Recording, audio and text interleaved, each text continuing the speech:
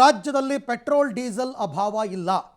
ಆದರೂ ಜನ ಮುಗಿಬೀಳ್ತಾ ಇದ್ದಾರೆ ಪೆಟ್ರೋಲ್ ಬಂಕ್ಗೆ. ಎಸ್ಪೆಷಲಿ ನಿನ್ನೆ ಮೊನ್ನೆ ಜಾಸ್ತಿ ಇತ್ತು, ಇವತ್ತು ಸ್ವಲ್ಪ ಕಡಿಮೆ ಆಗಿದೆ ಉತ್ತರ ಕರ್ನಾಟಕ ಭಾಗದಲ್ಲಿ. ಡೀಸೆಲ್ ಪೆಟ್ರೋಲ್ ಸರಬರಾಜಿನಲ್ಲಿ ಯಾವುದೇ ವ್ಯತ್ಯಯ ಆಗಿಲ್ಲ. ಆದರೆ ಆಯಿಲ್ ಕಾರ್ಪೊರೇಷನ್ ಅವರು ಹೊಸ ನಿಯಮವನ್ನು ಜಾರಿಗೆ ತಂದಿದ್ದಾರೆ. ಅದನ್ನೇ ನಾವು ನಿಮ್ಗೆ ಆವಾಗಲೇ ಹೇಳಿದ್ದು. ಮೊದಲು ಪೆಟ್ರೋಲ್ ಬಂಕ್ಗೆ ಅವರು ಸಾಲದ ರೂಪದಲ್ಲಿ ಲೋಡ್ ಕಳಿಸ್ಕೊಡ್ತಿದ್ರು. ಮೊದಲು ಲೋಡ್ ಕಳಿಸ್ಬಿಡೋದು, ಆಮೇಲೆ ದುಡ್ಡು ಇಸ್ಕೊಳ್ಳೋದು. ಈಗ ಹಂಗಲ್ಲ, cash and carry. Advance payment ಮಾಡಿ ನೀವು ಇಂಡೆಂಟ್ ಹಾಕಬೇಕು.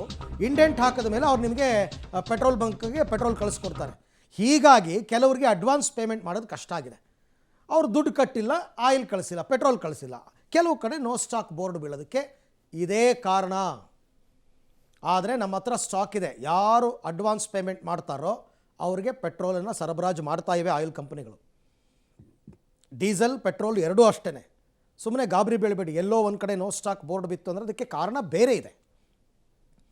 ಪೆಟ್ರೋಲೇ ಇಲ್ಲ, ಡೀಸೆಲೇ ಇಲ್ಲ ನಮ್ಮ ಭಾರತದಲ್ಲಿ ಏನೋ ಮನಸ್ಥಿತಿಯಿಂದ ಹೊರಗೆ ಬನ್ನಿ. ಬಟ್ ಪರವಾಗಿಲ್ಲ, ಇವತ್ತು ಬೆಳಗ್ಗೆಯಿಂದ ನಾವು ನೋಡ್ತಿರೋ ಪ್ರಕಾರ ಜನಕ್ಕೆ ಸ್ವಲ್ಪ ಬುದ್ಧಿ ಬಂದಿದೆ. ಈ ಬಗ್ಗೆ ಮತ್ತಷ್ಟು ಮಾಹಿತಿ ಬೆಂಗಳೂರಿನಿಂದ ನನ್ನ ಕೊಲೀಗ್ ಮಾರುತಿ ಜಾಯ್ನ್ ಆಗ್ತಾ ಇದ್ದಾರೆ. ಮಾರುತಿ, ಬೆಂಗಳೂರಿನಲ್ಲೇನು ಅವತ್ತಿಂದನೂ ಕೂಡ ಜನ ಏನು ಪ್ಯಾನಿಕ್ ಆಗಿರಲಿಲ್ಲ ಪೆಟ್ರೋಲ್ ಡೀಸೆಲ್ ವಿಚಾರದಲ್ಲಿ. ಬಟ್ ಈಗಲೂ ಕೂಡ ಅದೇ ರೀತಿ ಪರಿಸ್ಥಿತಿ ಮುಂದುವರಿತಾ ಇದೆಯಾ? ಮುಖ್ಯವಾಗಿ ಪೆಟ್ರೋಲ್ ಬಂಕ್ ಮಾಲೀಕರು ಏನು ಹೇಳ್ತಾರೆ ಡೀಸೆಲ್ ಪೆಟ್ರೋಲ್ ಸಪ್ಲೈ ಬಗ್ಗೆ?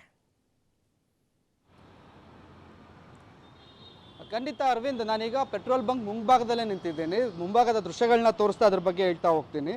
ಬೆಂಗಳೂರಲ್ಲಿ ಇಲ್ಲಿವರೆಗೂ ಎಲ್ಲೂ ಕೂಡ ಪೆಟ್ರೋಲ್ಗೆ ಅಭಾವ ಸೃಷ್ಟಿಯಾಗಿಲ್ಲ. ಸೃಷ್ಟಿಯಾಗುವಂಥ ಸಾಧ್ಯತೆಗಳು ತೀರಾ ಕಡಿಮೆ ಇದೆ. ಇದನ್ನೇ ಆಯಿಲ್ ಕಾರ್ಪೊರೇಷನ್ ಕೂಡ ಹೇಳ್ತಿರುವಂಥದ್ದು. ಈಗ ದೃಶ್ಯಗಳಲ್ಲಿ ನೋಡ್ತಿರುವುದು ಕಾರಣ ಬಂಕ್ ಮುಚ್ಚೋದಕ್ಕೆ ಕಾರಣ ಆಗಿರುವಂಥದ್ದು. ಆಯಿಲ್ ಕಂಪ್ನಿಗಳು ಒಂದು ಹೊಸ ರೂಲ್ಸನ್ನು ಜಾರಿಗೊಳಿಸಿದ್ದಾರೆ. ಯಾವಾಗ ಇರಾನ್ ಇಸ್ರೇಲ್ ವಾರ ಶುರು ಆಗುತ್ತೆ, ಇಲ್ಲಿ ಪೆಟ್ರೋಲ್ ಉತ್ಪನ್ನಗಳ ಮೇಲೆ ಅಭಾವ ಆಗಬಾರ್ದು ಅನ್ನೋ ಕಾರಣಕ್ಕೆ ಒಂದು ಹೊಸ ರೂಲ್ಸ್ನ ಜಾರಿಗೊಳಿಸಿರುವಂಥದ್ದು. ಆ ರೂಲ್ಸ್ನ ಮಾದರಿ ಏನಪ್ಪ ಅಂದರೆ, ಪೆಟ್ರೋಲ್ ಉತ್ಪನ್ನಗಳನ್ನ ತರಿಸ್ಕೊಳ್ಳುವಂಥ ಬಂಕ್ ಮಾಲೀಕರು ಈ ಹಿಂದೆ ಏನಿತ್ತಪ್ಪ ಅಂದರೆ, ಮೊದಲು ಲೋಡ್ಗಳನ್ನ ಕಳಿಸ್ಬಿಡ್ತಿದ್ರು, ಆ ನಂತರದಲ್ಲಿ ಅಮೌಂಟ್ನ ಪೇ ಮಾಡಿಸ್ಕೊತಿದ್ರು. ಆದರೆ ಅದಕ್ಕೆ ಬ್ರೇಕ್ ಆಗಿ ಈಗ ಅಡ್ವಾನ್ಸ್ ಆಗಿ ನಿಮಗೆ ಎಷ್ಟು ಲೋಡ್ ಬೇಕು ಅಷ್ಟು ಪೇಮೆಂಟ್ ಮಾಡಬೇಕಾಗತ್ತೆ. ಆ ನಂತರದಲ್ಲಿ ಲೋಡ್ ಕಳಿಸುವಂಥ ಕೆಲಸ ಮಾಡ್ತಾರೆ. ಯಾವೆಲ್ಲ ಬಂಕ್ಗಳು ಅಡ್ವಾನ್ಸ್ ಪೇಮೆಂಟ್ ಮಾಡಿರ್ತಾರೋ ಅವರಿಗೆ ಎಂದಿನಂತೆ ಪೆಟ್ರೋಲ್ ಉತ್ಪನ್ನಗಳು, ಪೆಟ್ರೋಲ್ ಡೀಸೆಲ್ ಸರಬರಾಜು ಆಗ್ತಾ ಇದೆ. ಯಾರು ಅಡ್ವಾನ್ಸ್ ಪೇ ಮಾಡೋದಿಲ್ಲ ಅಂತಹ ಬಂಕ್ಗಳಿಗೆ ಅಡ್ವಾನ್ಸ್ ಪೇ ಮಾಡಿದ ನಂತರದಲ್ಲಿ ಪೆಟ್ರೋಲ್ ಕಳಿಸ್ತಿದ್ದಾರೆ. ಅದೇ ಕಾರಣಕ್ಕೆ ಬಸವೇಶ್ವರ ನಗರದ ಈ ಒಂದು ಬಂಕ್ ಕ್ಲೋಸ್ ಆಗಿರುವಂಥದ್ದು, ಭಾರತ್ ಪೆಟ್ರೋಲಿಯಂಗೆ ಸೇರಿರುವಂಥ ಬಂಕು. ಇಲ್ಲಿ ಮಾಲೀಕರು ಕೂಡ ಹೇಳ್ತಿದ್ದು, ನಮ್ಮದು ಸಣ್ಣ ಪುಟ್ಟ ಬಿಸ್ನೆಸ್, ಯಾಕಂದರೆ ಹೈವೇಗಳೆಲ್ಲ ಆಯಿತು ಅಂದರೆ ಹೆವಿ ಬಿಸ್ನೆಸ್ ಆಗುತ್ತೆ, ಅವರಿಗೆ ಪ್ರತಿನಿತ್ಯ ಟರ್ನ್ ಓವರ್ ಆಗುತ್ತೆ, ಅವರು ಅಡ್ವಾನ್ಸ್ ಪೇಮೆಂಟ್ ಮಾಡಿ ಕೊಟ್ಟು ತಗೋಬೋದು. ನಮ್ಮದು ಸಣ್ಣ ಪುಟ್ಟ ಬಂಕ್ಗಳಾಗಿರೋದ್ರಿಂದ ಏಕಾಏಕಿ 30 ಲಕ್ಷ, 40 ಲಕ್ಷ, 50 ಲಕ್ಷವರೆಗೂ ಅಮೌಂಟನ್ನು ಒಮ್ಮೆಲೆ ಕಟ್ಟಿ ಪೆಟ್ರೋಲ್ನ ತರಿಸ್ಕೊಳ್ಳೋದು ಕಷ್ಟ ಆಗ್ತಿದೆ. ಹಾಗಾಗಿ ನಾವು ನಿಧಾನವಾಗಿ, ನಮಗೆ ಅಷ್ಟು ಅಮೌಂಟ್ ಆದಾಗ ನಾವು ಬಂಕ್ಗಳೇನು ಕಂಪನಿಗಳಿಗೆ ಅಮೌಂಟ್ನ ಕೊಟ್ಟು ಲೋಡ್ನ ತರಿಸ್ಕೊತಾ ಇದ್ದೀವಿ. ಈಗಾಗಲೇ ಅಡ್ವಾನ್ಸ್ನ ಕೊಟ್ಟಿದ್ದೀವಿ. 11 ಗಂಟೆ ನಂತರದಲ್ಲಿ ಲೋಡ್ ಬರುತ್ತೆ ಅನ್ನುವಂಥ ಮಾಹಿತಿನ ತಿಳಿಸಿದ್ದಾರೆ. ಅಂದರೆ ಎಲ್ಲೂ ಕೂಡ ಬೆಂಗಳೂರಲ್ಲಿ ಎಲ್ಲೂ ಕೂಡ ಪೆಟ್ರೋಲ್ ಉತ್ಪನ್ನಗಳಿಗೆ ಅಭಾವ ಸೃಷ್ಟಿಯಾಗಿಲ್ಲ. ಆದರೆ ರೂಲ್ಸ್ ಏನು ಬದಲಾವಣೆ ಆಗಿದೆ, ಆ ಕಾರಣಕ್ಕೆ ಮಾಲೀಕರು ಅಂದರೆ ಪೆಟ್ರೋಲ್ ಬಂಕ್ನ ಮಾಲೀಕರು ತರಿಸ್ಕೊಳ್ಳುವಂತಹ ಕ್ರಮ ಏನಿದೆ ಅದು ಬದಲಾಗ್ತಾ ಇದೆ.